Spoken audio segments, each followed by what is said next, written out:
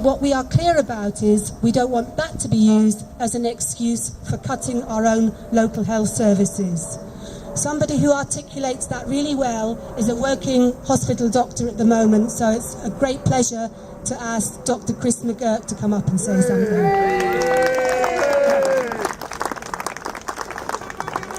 Thank you very much, Anne.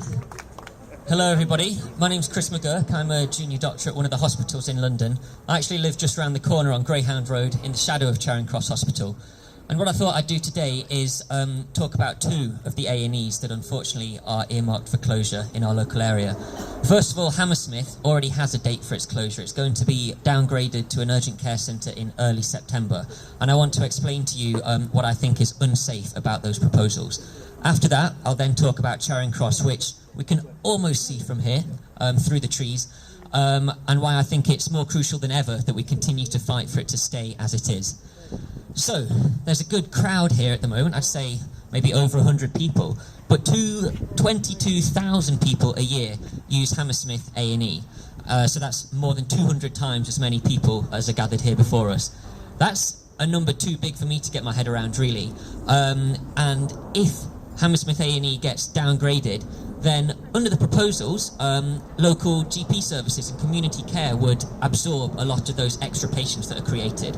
But at the same time that Hammersmith is getting downgraded, local GP practices are seeing a cut in funding as well, because funding is being shifted from local GPs in our area to other GPs in other areas. So at the same time as they're saying, let's downgrade the A&E and shift more care into the community, they're also cutting more community care as well. So what's likely to happen, and what Imperial College Health Board admit is going to happen, is that all these patients will just end up getting shifted across to St Mary's. So Imperial College Health Board are quite aware of this, and I had a look at the minutes from their public board meeting at the end of May, and they estimate that St Mary's Hospital will receive about 25 additional ambulances going to it each day. 25 ambulances a day seems quite a lot to me, and that's not including all the urgent care centre referrals they'll get as well. And they accept that it's a lot as well. Actually, in the next sentence after they say St Mary's will get 25 new ambulances, they then go on to state St Mary's is already at maximal utilisation. So they say it's going to get more patients, but it's already full. The sentence after that in the minutes, they say the expansion work at St Mary's will not be finished in time for Hammersmith A&E to close in early September. So they've admitted that all the patients from Hammersmith are going to have to go to St Mary's. They've admitted that St Mary's is already full, and then they admit that the expansion work isn't going to be finished in time. What are they going to do about it? Well, they then go on to list in these minutes of their board meeting a few risks that they envisage meeting when Hammersmith is downgraded. And on one hand, I'd say, well, I applaud the fact that they're being open about there being risks, but on the other hand, I'd argue that something as crucial as the management of A&E capacities isn't the sort of thing that we should be taking risks with. So the first risk that they state is there's not enough space at St Mary's. We know that. They say that they're going to account for this by opening up the winter overflow beds. But this is September and winter's only just around the corner. It seems quite short-sighted to me. What about October, November, when we need those winter overflow beds as normal? They also say that they're working on other plans, but they don't say what these are. And I think, well, maybe they don't know what their plans are yet. So that's one reason why I think this is pretty unsafe. Another reason, another risk that they state, is that all the junior doctors always change over at the start of August. It's called Black Wednesday, when all the new junior doctors start and all the former ones move on to pastures new. So in August, Hammersmith A&E is going to lose its current cohort of junior staff. But they can't really recruit a new cohort because it's only going to be open for another month, and it wouldn't be fair to recruit a load of new junior doctors for a year and then close the place that they're working after a month. So they propose just relying on bank staff, locum staff, supply teachers, like supply doctors, like supply teachers. But in my experience, these supply doctors are notoriously unreliable. They often don't turn up for their shifts, although that's not the risk that the board identifies. The board says these doctors are expensive, and they are. These doctors cost about 2 to 3 times as much as regular staff. So not only are we risking a rather understaffed August in Hammersmith, but we're also looking at a very expensive August as well. So that's another reason why these proposals simply do not wash with me. They also say that in order to account for the loss of beds at Hammersmith, they're going to be having to discharge patients at 11 a.m. Now, I don't know if many of you have been in hospital for a few nights and then been discharged, but I'd say discharging patients at 11 o'clock in the morning is rather unrealistic. You know, the ward round will have barely finished at 11 o'clock in the morning, and then you have to do the critical things like dealing with ill patients, and then it's only in the afternoon that the doctors get to sit down and deal with less urgent things like discharging patients.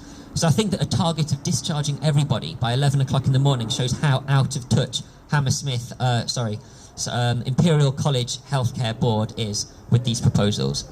So I think those are three pretty good reasons that Hammersmith should not be shut down on the 9th of September, and those are three risks that we should not be willing to accept, and three risks that we should be campaigning against and highlighting to everybody, not just the campaigners but people in the local area as well, that need addressing. So that's Hammersmith A&E. Then we move on to Charing Cross. Well, some of you may have heard that during the run-up to the local campaign, David Cameron turned up in this borough, and he was supporting the local Conservative council, obviously, but he mentioned the closure of Charing Cross unprompted in his remarks to the local press. I don't know why he did that, but what his words were that he said Charing Cross will retain its A&E and services. So David Cameron's words to the local press were, Charing Cross will retain its local A&E and services. David Cameron, do you call the loss of an emergency department where emergency consultant physicians are on call 24/7 and the loss of all blue light ambulance arrivals a retention of services? David Cameron, do you call the loss of the UK's #1 stroke unit a retention of services? David Cameron, do you call the loss of 400 acute beds, the closure of the intensive care unit, the loss of all emergency surgery, and the selling off of half of the hospital site a retention of services? I have to say that I'm relieved he's talking about a retention of services, because I'd be terrified to see what happens if he started talking about actually cutting the services. So, one reason why I think we need to keep Charing Cross is because of the journey times to St Mary's. I was at Sainsbury's on Fulham Palace Road the other day, and I decided to get a bus to Hammersmith Broadway. And some of you might be thinking, why did you get a bus? It's only a half a mile walk. And as a doctor, surely I should be living the healthy lifestyle that I encourage to everybody else. Well, I got a bus because I was in a hurry. I was actually late for a date to see my girlfriend, and I was concerned that she was going to get angry and I was going to be in trouble. So I thought, flipping heck, I better get the bus to expedite this. Unfortunately, that half a mile journey in a bus took me 10 whole minutes. Now that might not sound like very long, but when you're sitting on a bus, looking at your clock every 1 minute, 10 minutes seems like quite a long time, and you're sweating. But imagine how much more you'd be sweating if you're in the back of an ambulance with a critically ill patient, and you were sweating about missing the crucial time interval for intervention after an acute stroke. Because after an acute stroke, every 15 minutes delay causes a 4% increase in mortality. That's every 15 minutes you delay, there's a 4% chance more of your patient dying. So you can do the maths yourself. It's a 4-mile journey from Charing Cross to St Mary's. I don't think it's a good idea to move the stroke unit from Charing Cross to St Mary's, but this is what's proposed. I also don't think it's a good idea to downgrade our A&E and send all the patients to St Mary's for exactly the same reason. We've been talking about this downgrading of the A&E before, and it's going to be replaced by an urgent care centre, which we've discussed at previous meetings. And we weren't really sure what the urgent care centre was back then, were we? And I don't think we are still. Like, can I do a quick little test? Let me ask somebody. Vivian, if you fell over, scratched your head maybe, you didn't lose consciousness, but you'd hit your head, you felt fine, where would you go? An urgent care centre or an A&E? Would you? Okay, that's good. I'm glad you don't want to gamble with your health, but I think some people wouldn't know to do that, and I don't think it's fair to expect people to do that. Guy, if you had sickle cell anemia and you started getting some pain in your bones and in your chest and that sort of thing, but it wasn't too bad, it's been worse before, you thought you just need some painkillers, where would you go? Urgent care centre or A&E? Yeah, you would, exactly. You'd want to go to an A&E. You wouldn't want to go to the urgent care centre that is now on the doorstep. You have to make the long journey to the A&E. Let's think of another example. Alice, my girlfriend. If you had quite a nasty abscess, a boil, maybe on your leg or your arm, I'm sure you wouldn't. And she doesn't, I can assure you she doesn't. But just hypothetically, if you did, where would you go to? An urgent care centre or an A&E? And she doesn't have an abscess, I'm going to say that. Well, that's a good point. You could ask me. I'm a doctor, but I don't actually know where to send you either, because it depends on the type of abscess and the type of treatment required, whether you should go to an A&E or an urgent care centre. This is all in the guidelines in the Shaping a Healthier Future document, which is only 3,000 pages long. I trust you've all read it. It's all online. The thing is, it's not fair to expect people in stressful situations where they're ill, where they're stressed, where they've got a critical disease, to know where to go to an urgent care centre or an A&E. If there's an emergency, there's one place you should go, and that's the emergency department. That's my view anyway. And the last thing I'll say about all of this is, if things are complex, which the NHS is, and which A&E economics and health economics as a whole are, then let's just distill it down to the bare bones. Let's just look at the facts. The King's Fund audits A&E waiting times across the nation. And in the winter of 2013, A&E waiting times were at a 10-year high. They were the highest level they'd been since 2004. So just use your common sense. If A&E waiting times are at a 10-year high, is the solution to the problem closing 4 of our local 9 A&E departments? I don't think it is.